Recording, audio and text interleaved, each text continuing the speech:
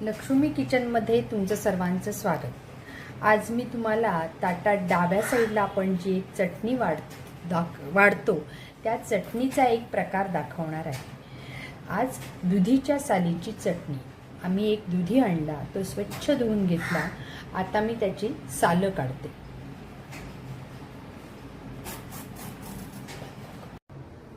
ह्या मी साली ज्या दुधीच्या काढून घेतल्या त्या मी आता बारीक चिरून घेते।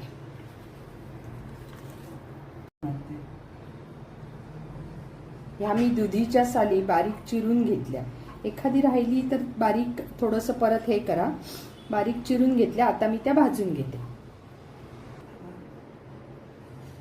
आता दुधीच्या चटणीला लागणारे साहित्य: बारीक चिरलेली दुधीची साल, ओला नारळ, कोथिंबीर, पांढरे तीळ, जिरं, थोडासा चवीपुरता गूळ, मीठ, चिंच, कढीपत्त्याची पानं, 3 मिरच्या घेतल्या आहेत मी आणि आल्याच्या 3 कापट्या।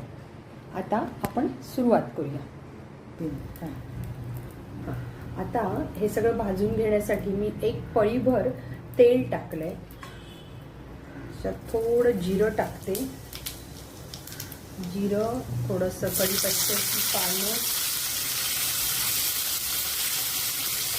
या मिरच्या, मी सगळं त्याच्यातच टाकणार आहे। आलं,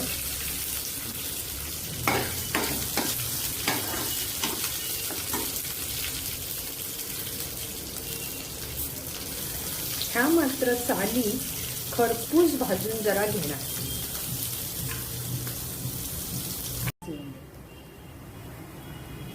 आता ह्या बघा, ह्या खमंग असा एक प्रकारे वास येतो आणि त्या चिकटत पण नाहीयेत तव्याने। मग आता त्याच्यात मी जरा तीळ टाकते आणि थोडं 2 मिनिटं परतून घेते, म्हणजे तीळ पण थोडेसे भाजल्यासारखे होतील।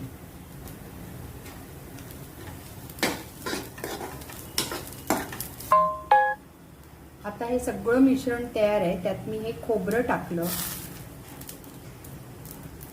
आणि कोथिंबीर टाकते। एकदा ढवळते आणि गॅस बंद करते।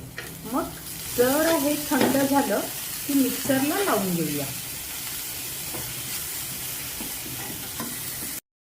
ही आता दुधीच्या सालीची चटणी वाटून खाण्यासाठी तयार आहे। कशी वाटली चटणी कमेंट्स करून नक्की सांगा आणि आमचं चॅनल आवडलं तर लाईक आणि सबस्क्राईब नक्की करा। थँक्यू।